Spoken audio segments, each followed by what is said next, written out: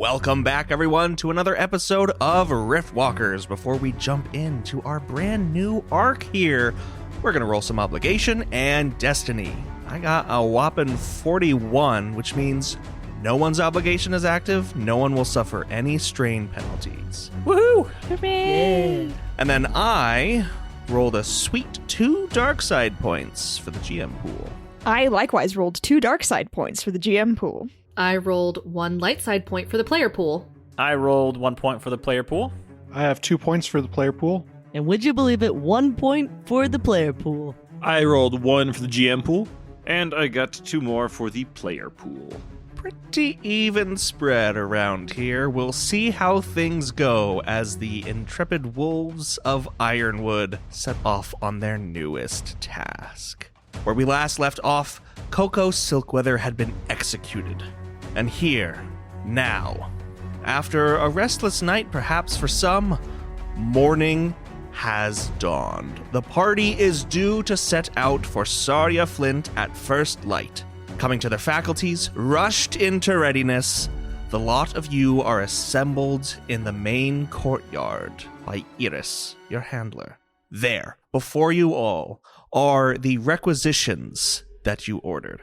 What this means for everyone, since you left Aiden Selk without any of your equipment, basically, you all have your starting equipment again, and additionally, a little something extra. Ooh, a present? Just a little gift that's wrapped there. With love from Edith. Is Iris trying to patch things over with us? Does it come with a personalized note? No. For Arnor, you find, in addition to your normal equipment, a weighted bulwark. A little better than your previous shield, though it is conspicuously lacking the symbol of your family crest. Kel, along with your weapons and such, you have been given a set of spiked Kerak scale mail. Sirocco has a Bastilero's Duelist saber along with your equipment.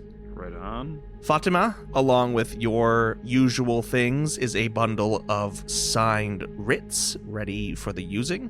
Bread, there is a folded set of Mazic physician's robes. Finn, a small multi-tool. And for Kai, a pretty hefty-looking repeating arc caster. Now, in addition to these items, each of you are also given a few elixirs. 3 health elixirs each, and additionally 2 immunity elixirs. Meanwhile, Bread and Finn are also given a vial of poison. Ooh. Why? Some sort of suicide pact? What do immunity elixirs do? They'll immediately nullify any mundane poisons or toxins currently afflicting your character. And in addition, you'll upgrade any resilience checks against poisons and toxins after taking it. As everyone, girds themselves in their armor and gets their weapons and whatnots ready, Iris will just pace the courtyard a little, as Valicia will also enter the courtyard. She is wearing a set of leather armor, it seems, and has a single blade, a short sword, fastened at her hip. She'll simply nod to Iris before standing a little ways away from you as a group, but seemingly ready to go as well, pack slung over her shoulder. Iris, looking at the lot of you, points toward the gate of the company fort as it's being opened, and you can see just outside your mounts are there waiting for you, each of them in pristine condition, and an additional horse has been procured for Fatima. Excellent. Just to confirm, in this pile of stuff, was there a cage with the lizard in it? There was not. Ah! That's what you get. Finn is unabashedly moping. Oh my gosh. This man in his late 60s just... As you each start to file out of the courtyard, with, let's say, Kel and Arnor bringing up the rear, Iris will actually stop the pair of you and say, "A quick word, the both of you. First and foremost, I must apologize. I was unable to procure your exact equipment from before. We still have agents working to retrieve your shield," she'll look at Arnor, "and your sword," she'll look at Kel, "from Aiden Selk. It may be some time, But I imagine upon your successful return, these things will be here waiting for you. Cal just nods. I look forward to it. Then she'll step aside as the two of you follow the rest of your comrades out. Mounting up, everyone, each to their own. Alicia has also been given a horse.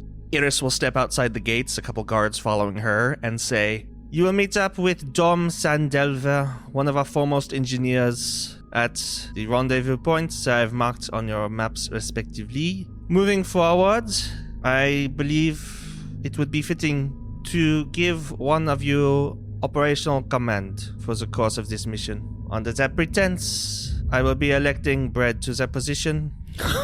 What? That is a terrible freaking decision.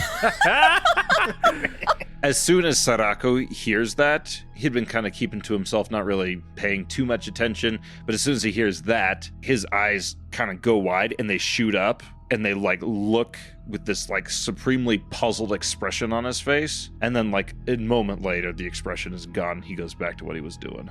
And likewise, not really noticing Sadako's response to this, Kai is going to slowly move her eyes over to Bread, kind of seething as she does so. And then she'll put a little grin upon her face as if to accept the inevitable, if so to speak. So, and she'll continue on. I mean, Brett is equally shocked by this, and then just gives Iris this look of, I know exactly what you're playing at, and I hate you for it. I send you off with the best of luck, and look forward to your eventual and, as I said, successful return. In the meantime here, we will be quite occupied, for it seems we have our own mystery to account for. It seems last night, the corpse of the Viper, Coco Silkweather, was disturbed outside where it was buried. Perhaps we shall have answers to that for you as well upon your return. In the event that you do manage to capture Sarja Flint alive, perhaps keep her in a more suitable condition by the time of your return, yes? And she'll turn and head inside. Brett does not want to be in charge. He knows that he is the worst possible choice for this. Fatima turns to Bread and says, "Oh, Bread, I do think this was an excellent decision. I'm curious to see how you fare under the weight of leadership." Yeah, well, I don't imagine it'll go too well, he says, giving Fatima a smile and then glancing at the rest of the group like... And Finn, who's kind of just been playing with his new multi-tool, like flicking the little void torch on and off, he looks up at Bread, kind of gives him just a little shrug, and just says, all I can say is I look forward to your premonition, or inspiration as a leader, I mean to say. Bread glares at him. Kai is eventually going to turn towards Bread and brings her right hand to Bread and says, "Wow, I do believe congratulations are in order. I'm sure you do a bang-up job." Yeah, Bread will shake her hand. He doesn't look happy about it. And then almost kind of like ignoring whatever she just said, looks at the rest of everybody and says, "Who's the best at reading a map then?" I've read a map a time or two in my life. Walked many miles. A nice cryptic answer from you, Fatima, thank you. I can read a map. Well, so can I, but that doesn't make me the best at it. How would I know what all your map reading abilities are? You know what? That's fair. I think that as our newly appointed fearless leader, you should make your first action, pointing us a new direction. So, by all means. And Finn just kind of waves his hands ambiguously in the direction of Bread in the map. All right, then. Bread will look at the map and pick a direction to travel. I mean, you see on the map where you're supposed to go. Yeah. So why don't you do a 4 difficulty geography check? Is Fatima going to help out with that? Fatima will indeed help out with that. Chuck on a booster. Thank you. Here we go. Come on, Bread, read the map. Ooh, pretty good. Okay. 3 success, 1 advantage. Ooh, nice. All right. You're pretty confident that at least for this first day of required travel, you can guide the party where they need to go. It's a pretty straight shot over these plains and through some scattered forests. Okay. Bread will get on Daisy and lead the group out. Daisy? Daisy! That's his horse's name. I mean, honestly, I think it's really fitting for Bread to have a horse named Daisy. All right. Everyone mounts up then? Yes. Yep. Yes. Then, Bread, lead the way. Paint me a little picture as you set off this very early morning. I think Brett is going to give everybody some time to settle into the fact that he is supposed to be in charge of them and just kind of leave everyone alone for the bulk of the morning, just leading at the front, probably further ahead than he should be. But, he's staying quiet, so he's leaving the rest of the group to decide their marching order, not being a very good leader right out the gate. That's fine. It's a pretty scattered pack of you all as you set off across these easy plains. By the time it's noon, you stop for some grub. You've got rations and whatnot. You don't need to forage or anything. So it's a quick meal, and then you're back on your steeds and back on the quote-unquote road.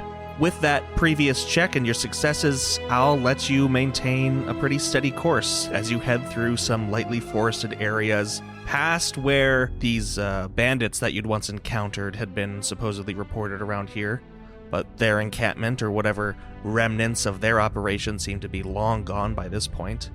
And you continue until the sun begins to set on your first day of travel, and it becomes necessary to stop, give your mounts their needed rest, and make camp for yourselves.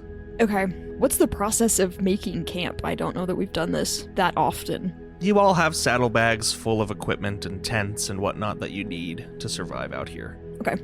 But I will require some pretty easy checks, so I need 2 people to take part in a couple, let's say, survival checks. Oh, Britt's not bad at that. Weirdly, he has a rank in it.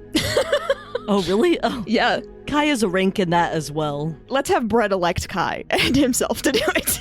Oh, really? Oh. One of these will be a 3 difficulty, one will be a 2 difficulty. Roll away. Okay. 2 failure, 2 advantage for Brett. Yeah, Kai got 1 failure, 1 threat. Worse. Brett and Kai did excellent. We're so good at surviving. All right. No one will suffer any sort of immediate setbacks or strains or what have you, but erecting a functional camp proves a little difficult. Whether that's because the ground is somewhat marshy, or because the conditions aren't just right, or the equipment from your packs is a bit degraded. A number of factors contribute to this being a kind of stressful time. And so by the time you do have food out, tents up, a fire going, the mounts all hitched and such, it is much later than you would have liked and much later than you would have needed to get a nice, full night of rest. So if anyone wishes to stay up any further and chit-chat amongst themselves, you're more than welcome, but you see, for instance, Felicia, at least, immediately go to her bedroll and retire. All right, well, whether we talk about this today or tomorrow, I do think we should all get on the same page about exactly what our plan is for Sarja. By all means, Bread. You are the leader, so what is the plan? I'm not going to dictate what we do in this situation. I think it's a little too delicate for me to just tell you what I think we should do. Also, I don't even know what I think we should do, so... I think that's the exact purpose in which you are called to do. Brett gives both Sirocco and Ornor this look of like, you want me to tell you what to do to Sarja? Are you insane? Bread, I feel that you are fully capable to make decisions by yourself, as long as those aren't influenced by, I don't know, randomly killing princes. Well, to be honest with you, Arnor, I can't promise that they won't be. Okay, I will give you my opinion, because you have asked so graciously for it. I think, from what I have heard, Zarya is a very wild woman, and she likely will not go down easy. So perhaps we go into this with the understanding that we are trying to kill her, but if the opportunity presents itself to capture her, then we can do that. Right, so the goal here is, at the very least, to get some information out of her, no? I suppose, but also it seems like they all end up dead anyways. I do not know if Iris would be... I am not the leader. You are the leader. You can decide what we should do. If you do not think that we should go in trying to kill her first, then that is okay by me. I'm just saying... I do not know what information is to be had out of her if she just tries to kill us without talking, is the impression I get from her. But who knows? Perhaps she is a bit more civil than Iris would have us believe. Well, I mean, everyone that's talked about her so far has suggested that she is a little vicious, so I do think we should anticipate that she'll be trying to kill us first. But perhaps in a moment of madness she'll divulge her deepest, darkest secrets to us before she dies. That would be lucky, wouldn't it? Very good. Then we shall approach Zarya with luck on our side, and everything will work out for the best, he says with just like a little hint of sarcasm. Yeah. Bread will shake his head and he'll glance around the rest of the camp and say, if anybody has ideas, I'm open to them. But he will dismiss himself from the rest of the group to also go to sleep. Fatima is going to kind of cut Bread off as he goes to sleep. She's going to say, no, I understand that you are uninterested in your position. In fact, it seems that you resent it. And far be it from me to reinforce a hierarchy which I am, one, not a part of, and two, have no interest in truly becoming affiliated with. However, I would recommend that you confront your duties with vigor. This group is splintering. I am sure you noticed in this last moment we had at the palace, individual desires, individual will is much stronger than any group motive.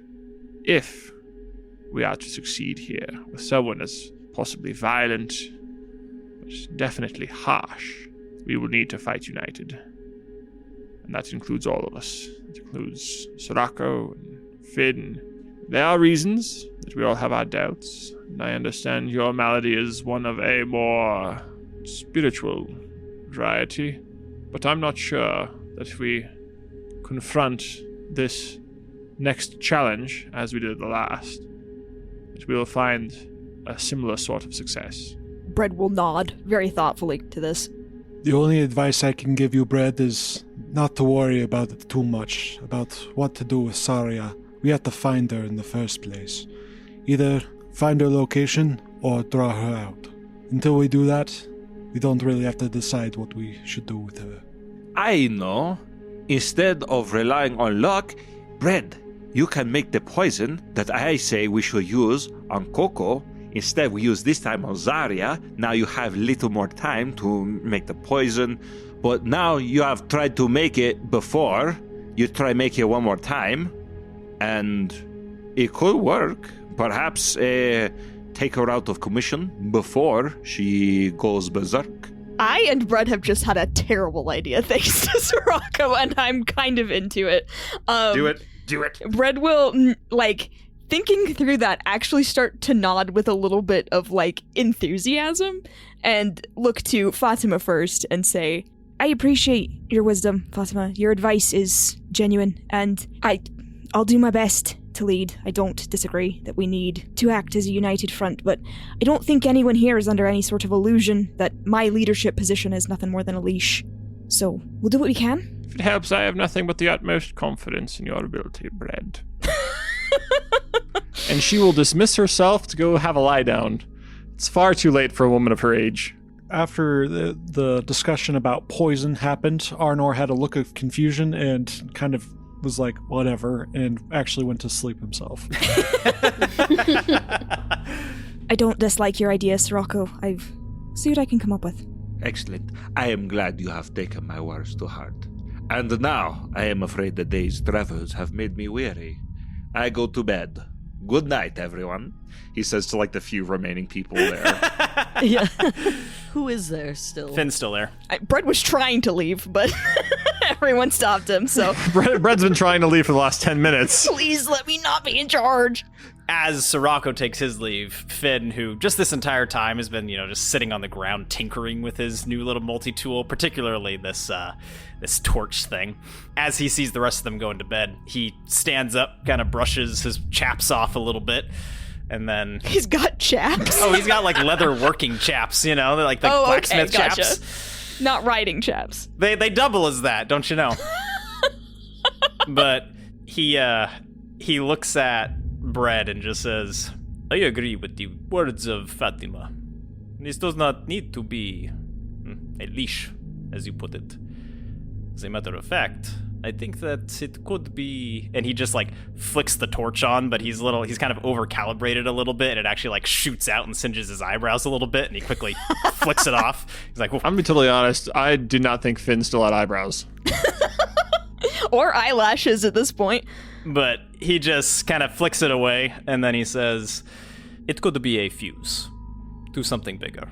And then he will just leave on that note to go lie down. Brett will shake his head and try again to go to sleep unless someone stops him. Oh, Brett!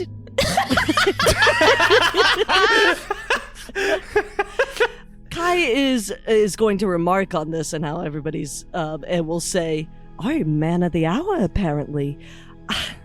I just wanted to say how grateful I am that you've taken on this mantle. It's so nice to see you in this role. I wanted to speak to you about something kind of interesting. What might that be? Kind of interesting that somebody, so to speak, had their way with her, that Coco Silkwater is. I mean, Silk, whatever her name is. Kai, I'm gonna give you the opportunity right now to be dead straight with me. Do you have something to say? Oh no, darling. I'm just wondering if you wanted to come clean. Brett will sort of like lean in really close to Kai. Not quite getting up in her face, but close to it. I mean, she's pretty tall compared to Brett, I think, so... Oh yeah, he's not intimidating in this moment in the least. Yeah. I made use of Coco's corpse to gather information. Kai, in responses, is gonna look down to her left and go, okay? A little less strange, I would say, than talking to walls, and maybe I would prefer that. What exactly are you on about? I don't talk to walls, Kai. I never did. I talk to the dead. And with that, Brett will turn on his heel and walk away. As the night takes all of you, sleep comes more easy for others, but the morning is most unwelcome. Due to the travel time, due to the conditions with which your camp was made under, everyone will suffer 5 strain. Oh boy. Now, as everyone gathers their belongings, breaks down the camp, mounts back up, who is taking the lead? I mean, Brett may as well, unless anyone would like to. He will sort of glance around to see if someone wants to take over geography. If Fatima wants to consult again on the map, that would be... No. Fatima's going to give like a gentle, you got this, bud. Like, you know, as he's kind of hesitant to take the lead. There's like a smile and a thumbs up from the corner from the old lady. An ill-advised vote of confidence. Brett will go to her with the map to actually ascertain real help and not just a pat on the back. Valicia is also much less confident in you and will give you an additional boost. Thank you. Honestly, too true, Valicia. But this will be a 5 difficulty. I'm gonna go ahead and flip a point to upgrade one of my dice here. Okay. Here we go. Ooh, okay. 3 success, 1 threat. Okie dokie. It is a pretty uneventful day. You have a minor setback as some of your mounts at one point, as the forest melds more into a jungle environ, a few of them throw a bit of a fit. That costs you some precious time, which you have to get them under control, but you press on. However, the journey is rather mild afterward, and you reach the marked destination on your map, this rendezvous point, before the sun has even begun setting. It's probably, you imagine, 4 going on 5 in the evening, so light will fade soon, but here, now, you've still got something to work with. Before you, you see mountains. In the far distance, rising high above this just massive spread out canvas of green and brown canopy. Immediately in front of you is a veritable wall of jungle, save for one very strange spot. Directly in front of you, as you all dismount and approach, you see that a lot of trees here have been hewn down, and various paths lead into the jungle, going to and fro. However, the largest anomaly is a tunnel of sorts that seems to cut through the thick jungle foliage, running north to south in a strange arc. The canopy still persists above this arched opening, and you see it stretch for quite some distance in either direction before curving off into eventual darkness. The trees here have either been moved aside, molded, or cut to where, as I said, there's just this archway going through the jungle. Quite unnaturally so. But we are at our rendezvous point, correct? You are, yes. Okay. Well, I mean, Brett has a potential project. Do we have any idea how much time will pass before we meet up with our... Nope. Okay, cool. All right, then I suggest if everybody wants to, rest, eat, do whatever you need to do. I have, based on Sirocco's thought about, poison, whatever, I have had an idea, Fen, if you would be willing to work with me on a project. As you're talking, Valicia will shoulder her bag and head toward the jungle. Oh, where are you going? She'll ignore you. I love her. Brett will look to Arnor and sort of motion with his head can you go see what's happening with Valicia? You might not have noticed, but Arnor is actually... It looked like he was walking by you. He was already going. You were kind of nodding to him to go do that, and he was already taking the initiative. Excellent. Great job, fearless leader. Now, what was the project that you needed my help with? Brett will roll his eyes. So, this seems like something you should be able to build, provided I can, make the necessary components for you to put into it. But I'd love, if we could, to craft, an anesthetic bomb. Bomb?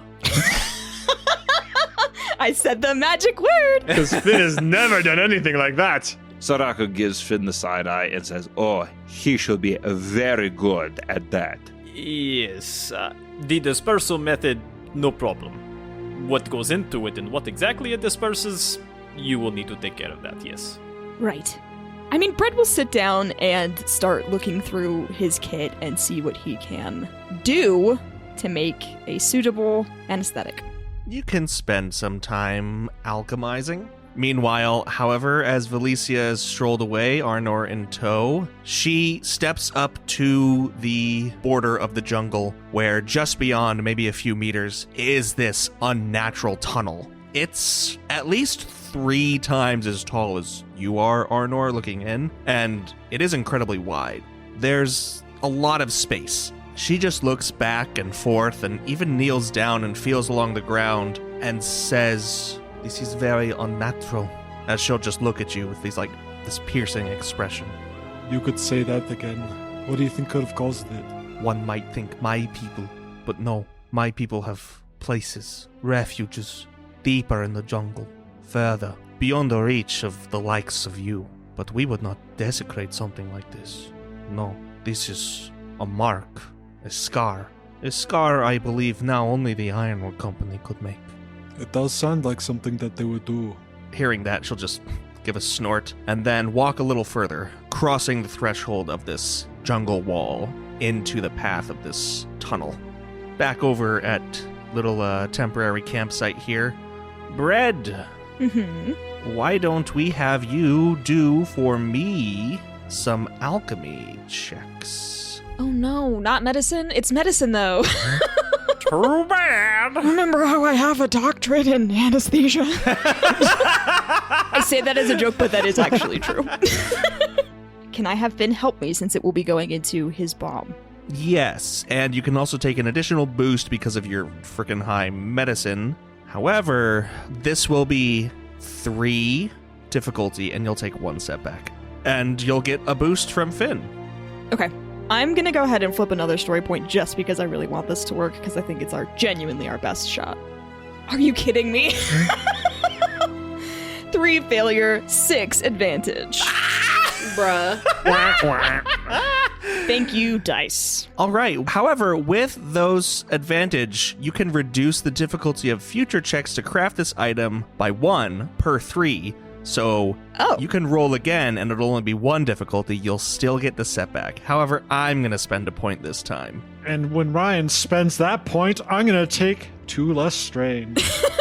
Well done, Arnor. Okay. Arnor, just 30 feet away, is rolling his shoulders oh, that feels kind of good. Okay, so I have 1 purple, 1 black, 1 red. Yes. I'm flipping it back again. Listen, man, I want this to work. Here we go. 1 failure, 2 advantage. How is that Come on now. Woof! Okay. It turns out Brett's PhD in anesthesiology is from the online school of Uganda or something.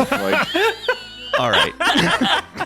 You don't craft it at this point in time. Finn would also, at some point at this camp, Finn would like to try to craft the bomb, if that's now or later, just so you know.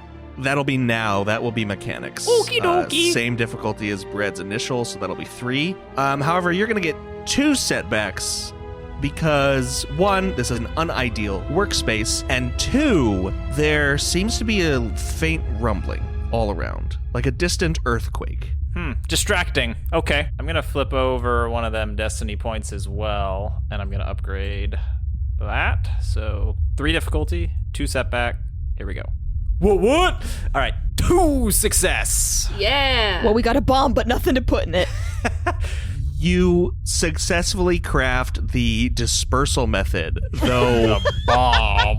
it is imperfect. It is very limited in its use and not as stable as you'd like it. Basically, it has to get loaded, carefully used, and maybe just like it's only a limited dispersal range. So it has to get like... Yes. Over by the jungle wall, Valicia will step back, getting to her feet as this rumbling intensifies. She'll look toward Arnor, and out loud, in her normal voice, she'll say, "There's something coming."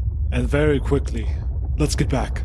She'll take a few steps back, but she stays relatively close to this jungle area. Everyone else is now feeling this rumbling in full force. The ground seems to be shaking beneath your feet, but not like in an unsteady rhythm. It is like a constant pace. Sadako is just going to instinctively draw his sword. Would it be possible to like look around and see if we can see anything coming or extend senses and hear anything coming, like try and distinguish what it is? Roll perception, 3 difficulty. 2 difficulty and 1 setback, actually. I rolled a 1 success and 1 advantage. All right, as everyone kind of congregates more toward Arnor and Valicia, your mounts seem even more shaken back where they are hitched. And as Kel steps forward, this rumbling is intense. You just see gravel on the ground and leaves being vibrated off something strange, glinting in this scant sunlight, and crouching down, you brush off what seems to be a rod of rusted steel. And then, as you touch it, you are just sent backward with these immense vibrations. And then, a moment later, this growing light appears at one end of the tunnel, and a great horn sounds.